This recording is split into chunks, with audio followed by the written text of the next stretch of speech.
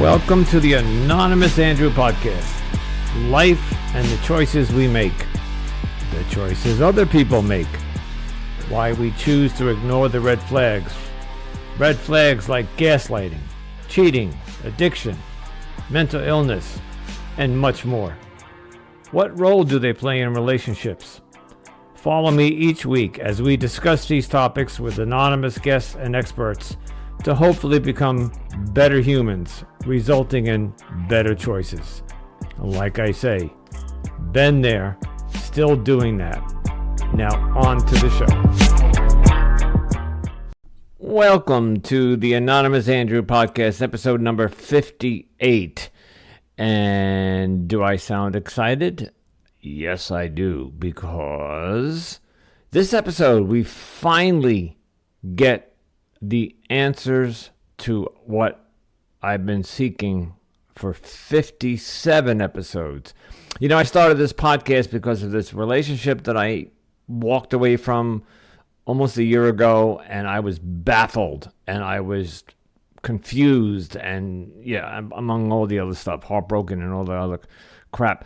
But I wanted to find out what just happened, why she did what she did, the gaslighting, the narcissism, the infidelity, and why I stayed, and yada, yada, yada, all of that. And I started a podcast, and I said, I got to find out what just happened and how it happened. And today I get my answer. Today we have Mr.Jay. And Mr.Jay is a trauma practitioner or trauma coach, among a plethora of other specialties that he dabbles in.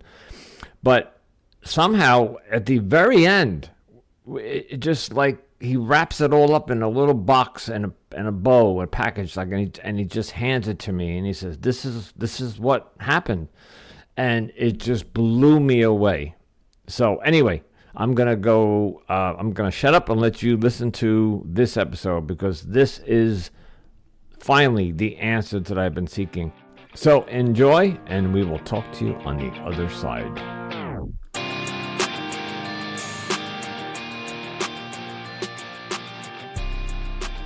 Hello, everybody. Anonymous Andrew back with you with another episode. And today we're going to continue with the trauma topic.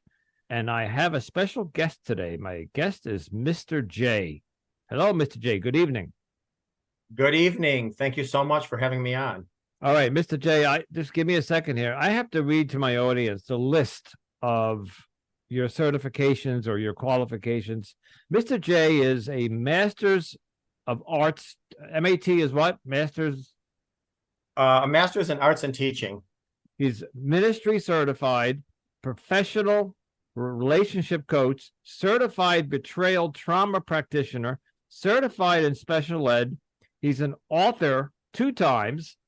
He's an Army veteran, an inspirational speaker, and their list goes on. So let's start at the top. Tell us, do you have a journey of how you got here and why you got into this? Well, you know, in my childhood, I marinated in trauma. I grew up in trauma. Having healthy relationships as an adult was not possible because I was familiar with trauma. So healthy relationships were unhealthy. And that caused me to push a lot of people away and cause even more trauma. But anyway, what wound up happening was my father passed away, and I was very close with him, and he passed away abruptly. And when I mean abruptly, I mean one day I was talking with him on the phone, telling jokes, we were laughing, and 4 days later we were lowering his coffin into the ground. Wow. And so a couple of days after that, I woke up in the middle of the night with my very first panic attack. And I woke up to the smell of smoke. And I walked all around the kitchen, the bedrooms, trying to find the origin of this smoke. And I could not find smoke to save my life. I even opened up my door to see if my neighbors had their fireplace on or barbecue or whatever, but it was like 3 a.m. There was no smoke anywhere, but I knew I smelled smoke. So anyways, I went to go back to bed, and the minute my head hit the pillow, I was brought back to when I was 6 years old. I was standing in the driveway next to my mother while she was screaming because we came home to a house fire, and the Oh, only thing that we saw was our chimney in the driveway. Everything else was so my father's death woke a sleeping giant of unhealed childhood trauma within me. And so then I went on this quest of healing my trauma, uh, learning a tremendous amount. And then, long story short, I got into a program where I was helping people. The CEO asked me if I wanted to become certified to continue helping people. I said yes. And here we are today. let me ask you this, in fact, that's an amazing story, uh, I can't imagine what that was like. What before we started recording, I mentioned that I had some trauma in my past, and I felt that I needed to explain my trauma to you because it's not like so when people say the word trauma, I would think people think horrible thing like mass shootings, trauma as in maybe veterans of war, rape. But trauma comes in all forms, all shapes and sizes, right? And is there a definition of trauma? That is there a spectrum of trauma? So listen, is there a little t trauma and a big T trauma? Certainly. But really, trauma is anything that overwhelms our coping mechanisms. And trauma is not what happens to us. Trauma is how our body responds to what happens to us. So you and I can experience the same exact thing. If you and I start walking down the street and we see somebody getting murdered, I could be severely traumatized from that, and you necessarily wouldn't be. So, Right. so many things depend on our coping mechanisms, our survival techniques, our support systems, our I mean, there's so many things Yeah. that go into this. Now, trauma, a good definition of trauma is life-threatening helplessness. Betrayal trauma is life-threatening helplessness at the hands of a primary attachment. And a primary attachment would be a parent, a child, a boss, certainly a partner, significant other. Right. And then, of course, even us, ourselves, Right. because I talk to many people who say, Mr. J, I was doing yoga and I was eating all my fruit shakes and I was meditating and whatever else, and I was still diagnosed with breast cancer. So I feel my body betrayed me or my creator betrayed me. Wow. Okay. So it's life-threatening helplessness at the hands of a primary attachment. Okay. All right. So you just answered one of my questions. What is betrayal trauma? What is betrayal blindness? Okay, so betrayal blindness is actually a part of our nervous system. And what our nervous system, what betrayal blindness does is it's meant to keep us safe. And in fact, it does keep us safe, but it's at a big cost. So let me give you an example. Little Red Riding Hood, wanted to go visit her grandmother. Little Red Riding Hood wanted to go visit her grandmother really, really bad. But let's just say she couldn't. We had COVID lockdowns, so she couldn't go visit her grandmother. And so finally, after 6 months, 2 years, whatever it was, the lockdown were lifted. And so Little Red Riding Hood starts making banana bread and oatmeal cookies and all these delicious treats to, trudge through the chaotic forest, the scary forest, to go visit her grandmother. Well, the minute Little Red Riding Hood knocked on her grandmother's door, something within Little Red Riding Hood said, something's off. Because usually her grandmother's like, who is it? Or come in, or I'm waiting for you. But she didn't hear anything. So she knew something was off, but she excused it away because she was so desperate to see her grandmother. She had blinders on.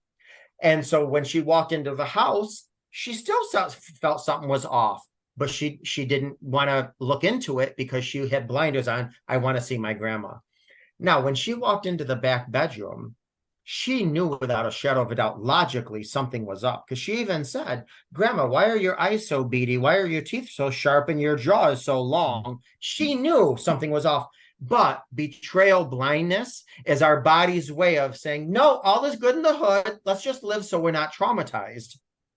But then what happens is that you ignore that, or you suppress it, or you repress it, or you excuse it away. And then you find yourself in trouble because what happened? Little Red Riding Hood got eaten. So betrayal blindness is this. You go to your glove compartment and you find, pubic hair or lipstick or something that doesn't belong to you or your partner. And you look at it and you're like, oh, she's just A, B, and C, or he's just yada, yada.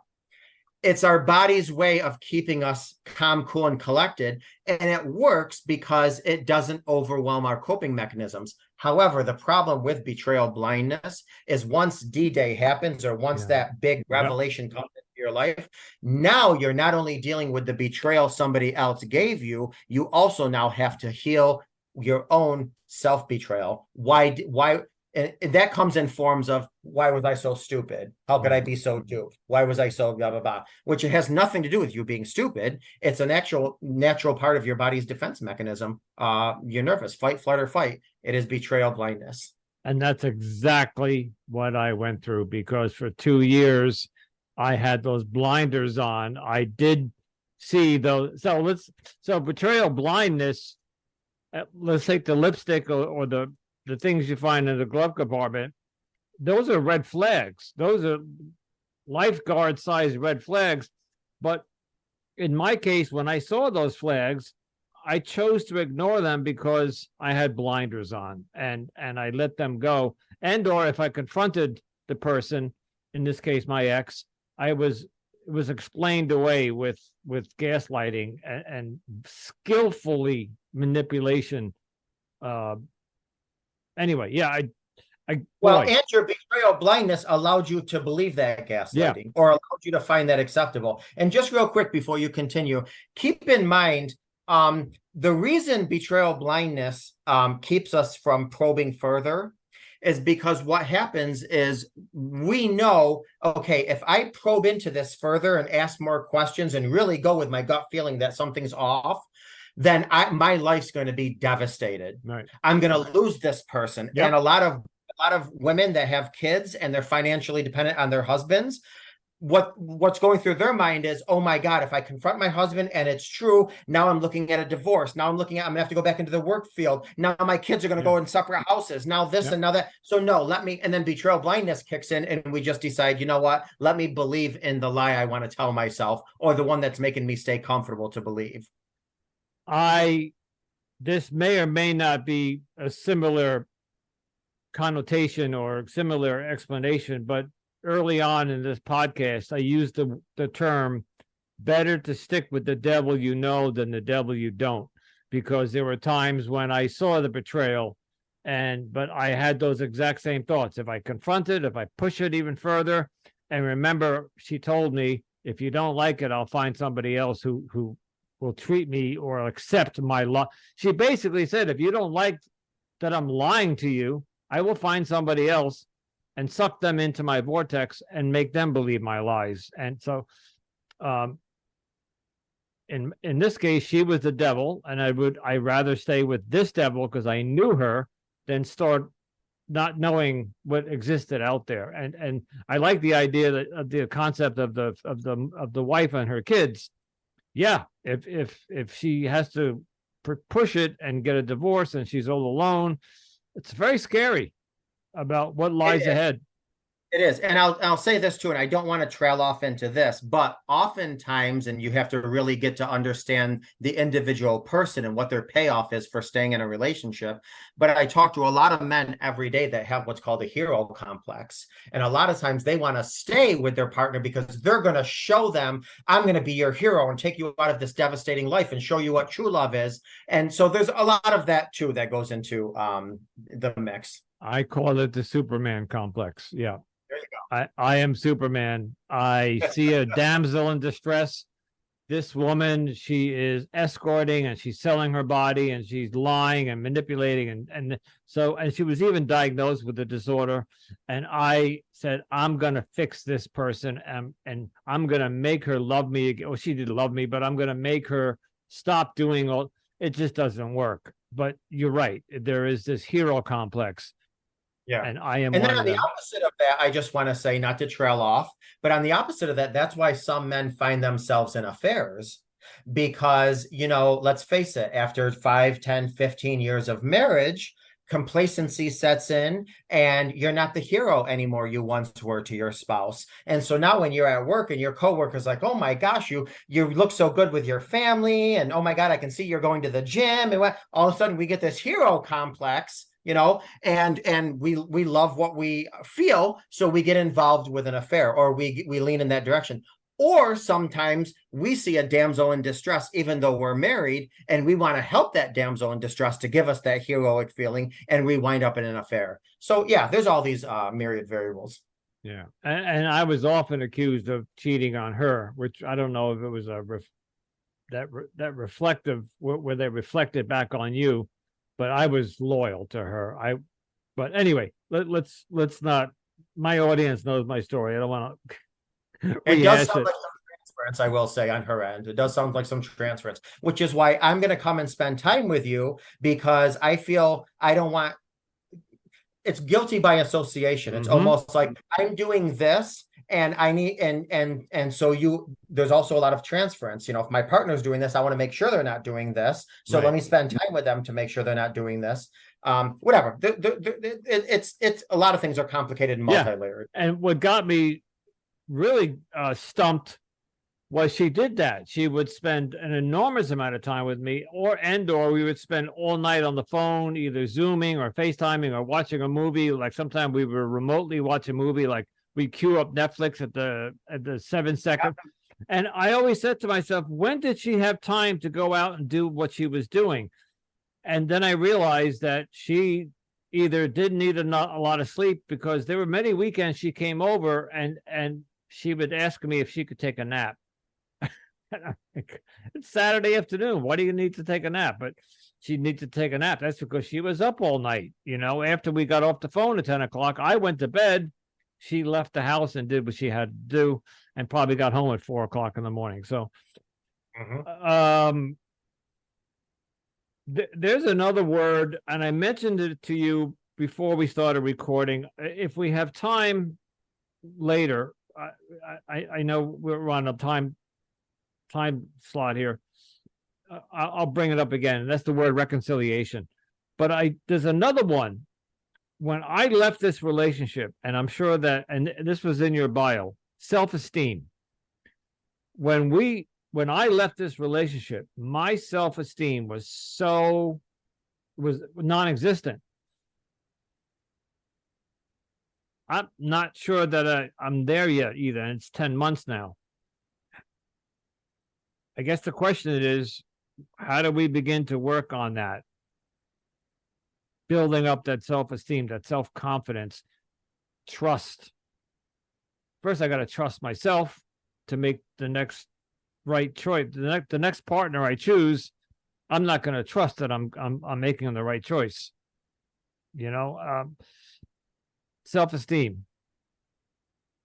So self-worth, self-esteem, self-love comes from within. So the first, if I were talking to somebody in a session, the first thing I would try to get to the bottom of is how much of that was authentically present to begin with. Yeah. Number one. Number two, how much of that did we give blindly to the other person? And how much of that did we get from being with the other person?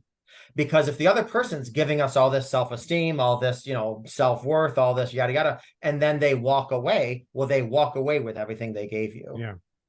So it's got to start from within, and it's got to work from within. So that's number one. Number two, a lot of the things that affects our self-esteem is simply this. I mean, aside from just being a good person, making good decisions, having good integrity, doing good for others, is not only having, but enforcing good boundaries. And so many times I'll talk to people after they get out of a relationship, or even if they're reconciling after a betrayal, and they'll say, I compromised my boundaries far too much. Mm-hmm. And when you compromise your boundaries, you chip away at your self-esteem. So it's very complex, this whole self-esteem thing. But really, one of the things that I say to get back your self-esteem is you really have to prioritize self-care. And keep in mind, self-care is not vanity, it's sanity. Everything in your cup that's healthy, that feeds your soul, is for you. That's for you. Everything overflowing out of that cup is for everyone else.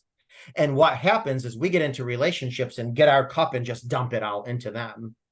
Well, now we're a puppeteer to them. Yeah. So whatever's in our cup is for us. Whatever's overflowing out of it is for everybody else. You have to put yourself first.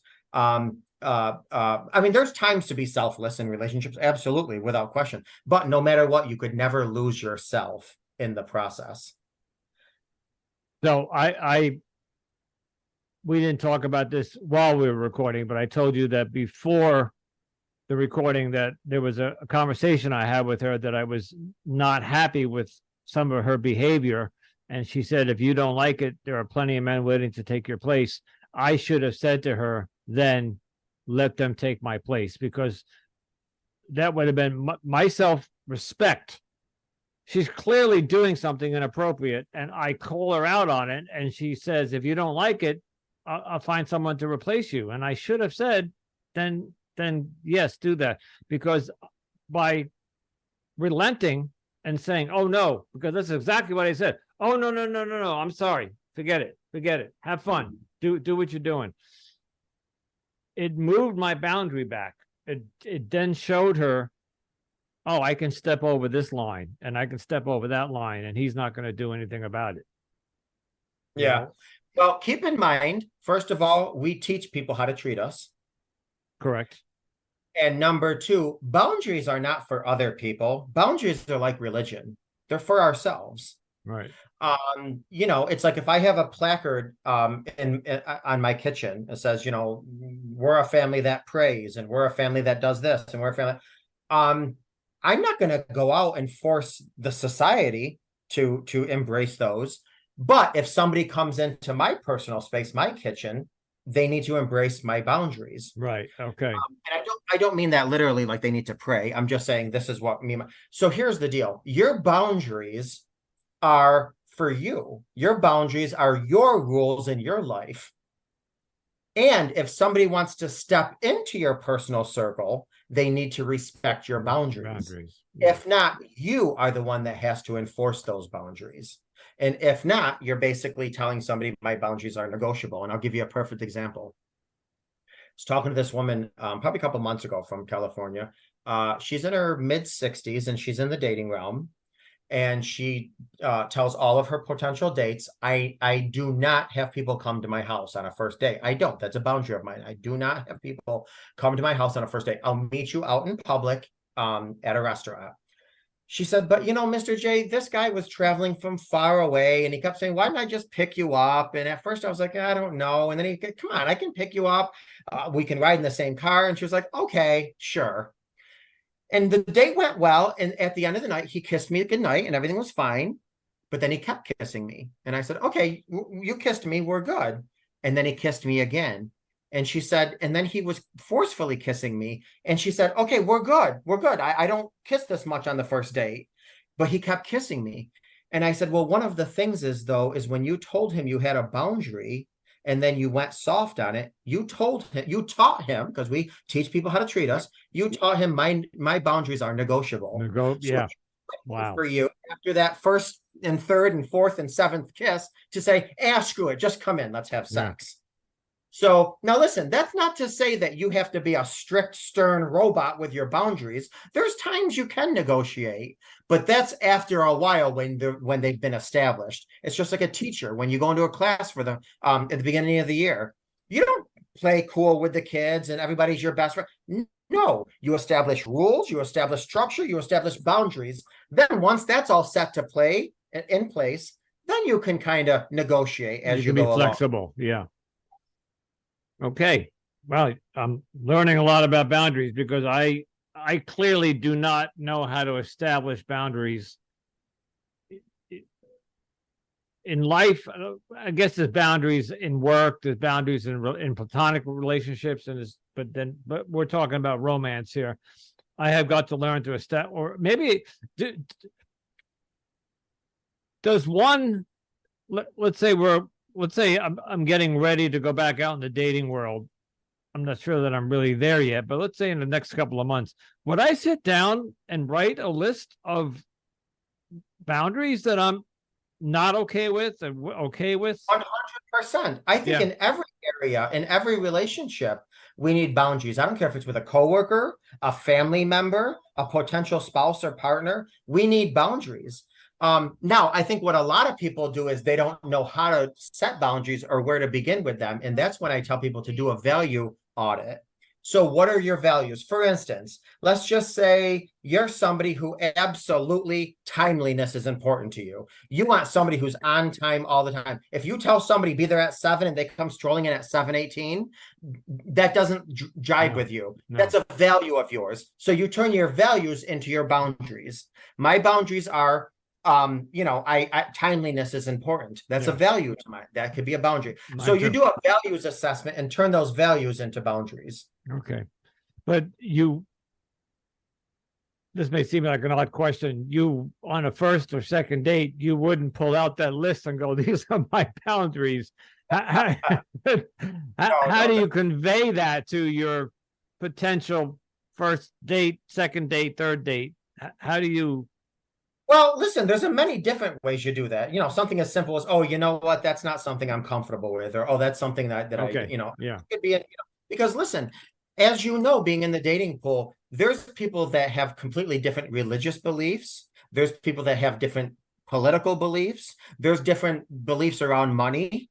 So, you have to very nicely assert your boundaries, and again, go ahead. I have a story. You just mentioned something and just reminded me of something. And yeah, we can get this in. 2 nights ago, I'm on one of the dating apps and they do speed dating, and where for 3 minutes, they match you with somebody. You don't get to see their profile. You don't get to see their name. You chat for 3 minutes. At the end of 3 minutes, then they show you their profile to each other. And if you like, then you can continue to chat after the speed dating's over.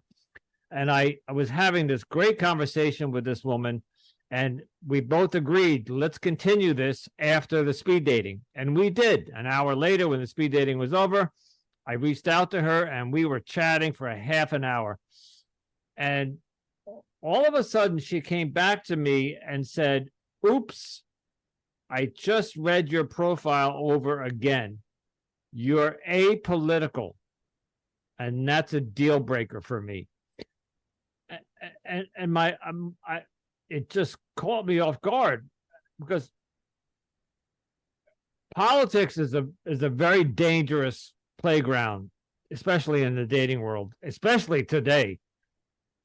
Apolitical means that I have my political beliefs, but I'm not overly passionate about them, I'm guessing, and I don't care to discuss them openly right now. She was, on her profile, it said liberal, and which is fine. But she would not listen to my reasoning. I said, well, wait a minute. She said, no, I'm cutting you off.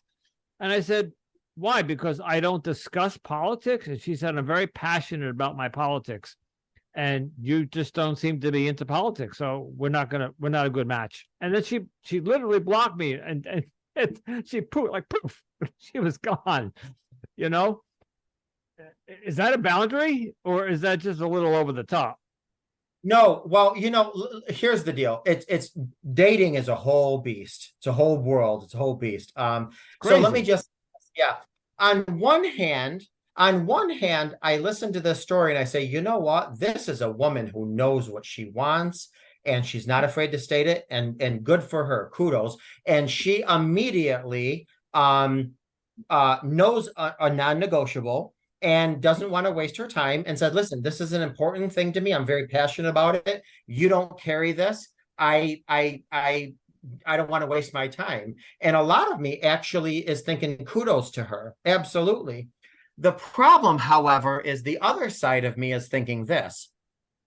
If you guys could have been a wonderful match in so many ways and areas, and then 6 months down the road, she really invited you to the political table and you started to feel quasi-passionate, maybe that's something that, you guys could have learned together, had a journey together and grow. So I see both sides of that coin. And I agree with you. And that's what I was trying to negotiate with her. It was like, I'm not saying I'm not first of all, I didn't divulge whether I was liberal or conservative. I just said, it's just not that important to me. We texted for 40 minutes and there was so much, we were laughing and had so much. And I'm like, you're going to tell me that you're going to throw away those 40 minutes of laughing and good times because I don't have a passion for politics or I don't express that to you? And I agree. If somebody has a non-negotiable, they clearly know what they want. I look at it this way. I may have dodged the bullet because this person may be an activist where they go down and march on Wall Street and they do, all the stuff you hear in the news. And that's why I'm apolitical. I don't get involved with that stuff. So, okay. I know you're on a time frame. I'm very reluctant to bring this word up, but let's talk about it. The reconciliation word. You had that in your bio. It caught my eye. I don't think I'll ever reconcile with this past relationship, but how does one begin to reconcile, or why is it part of your repertoire? Okay. So first, let me just say this. Probably about 80 to 90% of my clients are couples that have decided to stay together after infidelity. Really? Yes. And let me tell you something. There is no external activity that can break up a couple if the couple's determined. Oh, okay. At the same token, there could be little external activity, and if the couple's done, the couple's done. I'm going to give you an example. I've worked with couples where they've been married a decade, 15 years, and the wife caught her husband looking at porn, and he admitted it, and he said he's sorry, and she divorced him. She said porn is a non-negotiable. Wow. Goodbye. Yeah. I'm also dealing with a couple currently who are in their 70s, and he had an affair for over 30 years. They're working on it. They're happy. They're committed to staying together. I'm working with another couple who he told me, he said, Mr. J, we have 4 kids. My last kid, something told me, I don't think that kid is mine. I don't think that kid is mine biologically. So we went to the doctor to get a test. And after my wife had a paternity test, and the doctor went away to look at the results, the wife started crying. And he said, listen, if it's not mine, we're going to get through this. We will. Let's just be honest. We'll see how. And she said, I'm not crying because of that. I'm crying because none of the kids are yours. Oh, my God. Today, they're working through it and they're doing fine. So what I'm telling you is that no external activity can break a couple apart if they're determined to be together. They're determined to be together. But at the same token, if somebody's not determined or non-negotiable was broken, the littlest of activities, which I don't want to say porn is little because some people are like, oh my God, that's huge. So I just want to establish that. As far as reconciliation, you can reconcile within your relationship, but even if you're not going to stay in that current relationship, you still want to reconcile the circumstance.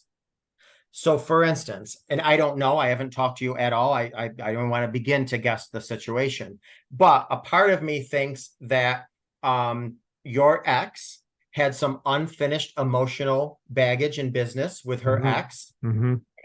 And I think she might have started out as, I don't know if she started out as a revenge affair on him or it was. It was. Okay. She told me it was, yeah. Okay. And uh then I think she could very well be looking at you to pump up her self-esteem, or maybe even just as a solid foundation in her life, where she could have looked at you as, no matter what, this is a person who is going to have my back. And you are a stable person in her life. But here's the deal. She only had a capacity for 8 or 9 months of a relationship. That was Yeah. her only capacity. Yeah. The problem with that, however, is you were in your pink cloud phase. Uh-huh. The pink cloud phase of, oh my God, things are going relatively great. And I see a future with this woman. I finally think I found my soulmate. I found my match, whatever. And then all of a sudden you were slapped upside your face with reality. And now your mind, body, and soul, you're fighting because you're constantly trying to want to go back and find that Yep. relationship that was true to begin with. Yeah. And it was, and somebody else, and I think it was my son that said to me that I fell in love with the potential version of her. You fell in love with love. Yeah, right, exactly, exactly. So, yeah, and there was a lot of unresolved childhood trauma on her part, which is not important now. But yes, I don't. She started dating after the affair with her husband within 6 months of the affair, and that's after 20 years. So she clearly hadn't processed that. And I think she needed validation that she was still beautiful at the age of 55, which she was. And I think she needed, like you said, it was a revenge. She told me, she goes, I went on eHarmony as a revenge to get back on my husband. I just didn't expect to meet you and fall in love. But I think you're right. After 8 or 9 months, it was, she got what she needed and proceeded to move on to greener pastures or whatever they say. So, Wow. The grass Mr. might be greener, but it still has to be mowed. By Yes, the it way, does. I hope, and you don't have to respond, I hope you did get checked for any STDs. I did. Oh yeah, I went right to my doctor. Yeah, Okay, okay. yeah. I have a very good primary, and he knows. He's the one that got me sober 8 years ago, so he knows my story. Um, Mr. J, very. I know we got to wrap it up. You have something in 8 minutes, so um, quickly, two questions. Anything that you left out you want to tell us? And then number two is where can we find you online? Well, listen, there's a lot that I want to tell you. I mean, because betrayal trauma is profoundly, for a lack of a professional term, sucks. Yeah. Because a lot of things. Because Yeah. listen, if you have trauma in any other area, now you happen to be a very vocal, open person. The majority of people, especially when it comes to spousal infidelity, aren't, because there's No. embarrassment, there's shame. And Shame. so basically what happens is that any other trauma in life, for instance, let's just say you lose a parent, that's kind of traumatic. Oh, Well, what you do is you call your job and you say, listen, I have to take a bereavement week. I got to deal with my parents' death. What do you get? You get a bereavement week, probably with pay. You get your coworkers that may or may not send you some flowers, send you a card, attend your funeral of your parents. You can't call your boss after you just discovered the person you loved no. betrayed you worst way. You can't call your boss and say, listen, I need some broken time off. There's no such thing. And then if you want to be honest and say why you need time off, there's some embarrassment with that. Sometimes there's guilt, there's shame, Yep. and there's no pay unless you take personal time off. Yeah. And that personal time off you need to heal your broken heart. It's a secret society. And so you can't pick up the phone, just like, if you had a friend that died or something, you can't pick up the phone to your friends and family and say, so-and-so just cheated on me or so-and-so just left me, because there's a sense of despair. It's very personal. Trauma is very personal. It's a secret society of shame. So it's not just the trauma in and of itself. There's all these extra layers that many people listening to this and that I deal with every day don't tell people. People say, I don't want to tell my family my spouse did this because they love my spouse and it'll change the dynamics of their relationship. Right. Or my family will tell me, why are you so stupid staying with them? So I just live in secrecy and, whatever. So one of the things that I do want to say before we leave is keep in mind, other people gave you pain. Don't give yourself suffering. What do I mean by that? This is what I mean. If you walk down the street and a rattlesnake a poisonous snake bites you, right? You don't pick that snake up and inject their fangs into your hand 1,000 times. But yet, when we leave a relationship, what do? We think about it. We think the could-haves, the should-haves. What if I did this differently? Why couldn't I say this differently? What if I would have done this? What? So we give ourselves all this excruciating, unnecessary suffering because somebody else gave us pain. And we got to stop that. Now, for the people that are listening that have triggers, I just want to say there's a few things to do to combat the triggers. Number one, you have your amygdala is sparked. Our amygdala is the part of our brain that keeps us safe. So when we have a trigger, what happens is our amygdala acts up. And when our amygdala is enlarged, it crowds out our frontal cortex, which is the logical side of our brain. So one thing that I have people do the minute they get triggered is start spouting out some math facts. And one of the great things about this is you can do this out loud if you're in your house, but you also do it quietly in your head if you're in a board meeting at work.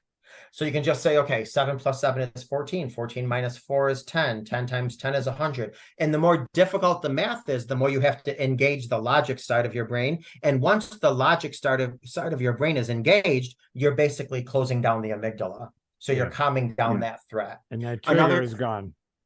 Well, I don't know if it's gone, but it can definitely decrease. Another thing, too, I have people do is put a rubber band around their wrist. And if they get a trigger, snap themselves out of it. I've heard about that. Yeah. There's also things, aquatic things where, splash your face with cold water. You could also hold 2 ice cubes in your hand. There's also, and these are all scientifically tested. Yeah. There's also grounding yourself, meaning getting yourself back into where you are. So I talk about the rainbow technique to people. Look around your room and try to find the colors of the rainbow. What is red? What is yellow? What is blue? I also try some breathing techniques. I call it pizza breathing. So let's just say you take the pizza out of the oven and you're so proud of the pizza that you made. So you take a deep breath to smell that pizza. But it's too hot to eat, so you got to blow it off and out through the mouth. Do that a couple times, pizza breathing, or we can do cookie breathing. You made chocolate chip cookies, whatever. Because what happens is your heart rate increases, and when your heart rate increases, it tells your brain you're in danger. So if your heart rate lowers, it tells your brain all is good in the hood. Another thing I tell people to do is either chew gum or sit down, because when our nervous system is ready to, it goes into fight or flight. That was used years ago to get away from a lion, to get away from a charging, hungry, lion back in the, caveman days. Well, if you sit down, then your body says, well, wait a minute, you can't be in that much danger because you're sitting down. You're relaxed. You're not running. So things like that. Another thing, which is my favorite, belt out one of your favorite songs or a sentence or a word of your favorite song. Singing has shown scientifically to reduce your heart rate and to bring up some good dopamine feelings. So those are some things to do with triggers, because triggers are something that can bring us to our knees. Triggers after the death of a relationship. We could be, I don't care if we're having sex, doing dishes, it's like a sledgehammer to the gut. It could bring your knees. And science has told us that we have between 1.6 seconds to 2.3 seconds from a time a thought comes into our mind to quickly do something to dismiss it. Because once it stays more than 2.3 seconds, now it starts planting seeds and it's going to do damage. Yeah. So the minute we get a trigger, we can't sit there and indulge and keep putting those fangs inside us. We got to say, oh no, and get into one of these techniques of singing out loud or grounding yourself or, what have you. And there's many more, but because of time, I can't state it. Yeah. Your last question is, where can I be reached? Well, I'm going to tell you something. I have the easiest website, I think, on the face of the earth. It's MrJRelationshipCoach.com. Simple as that. But I'll tell you what, for anybody listening, you, whomever, even if somebody never wants to talk to me, hear from me, have a session with me, great, fine, and dandy, just go to my website, MrJRelationshipCoach.com, and take advantage of the many free resources that I offer. I have podcasts on there. I have journals on there. I have my YouTube channel that has, hundreds of clips on how to deal with betrayal. So even if somebody doesn't go to my website to talk to me or to get a hold of me, simply go to take advantage of my many free freebies. Yeah. And I just want to say thank you so much for giving me your time on your show. No, thank you. And I will, and I do have all your social links in your bio. I will put them in the show notes so the audience can click on all of those. So, Mr. J, you have enlightened me and the audience. Thank you so much, and maybe we'll have you back someday, and maybe we'll continue this conversation. It's fascinating. So, love to. Thank you. All Have right. a great day. Thank you. There you go. See? All wrapped up in a nice little box with a bow. Thank you so much, Mr. J. Big sigh. Why? Because I'm done. I feel like the chains, the handcuffs, the whatever, the I was bound, and I was on this journey for the past 8 months to figure out what the fuck just happened. And I got my answer. Okay, so even though this was episode 58, and yes, I'm happy and all that, there's 2 more episodes for season 1. Then I got a bonus episode for you, and then I have some other stuff to tell you, but I'm going to do that. By the time you hear this, you would have already heard what I had to tell you, because this is being released later. So anyway, I'm rambling as usual. Please leave me a review, 5 stars if you're liking it. Spread the word, folks. I need you to spread this word. Just tell somebody that you know. Everybody has somebody that they're going through a rough relationship. Just share this show with anybody. And please, feedback. I love the feedback. You can always email me, DM me. All that information is in the show notes, as well as Mr. J's. Thank you. And as I always say, please, if you have to make a choice, if you're going to make a choice, please choose wisely. Until next time.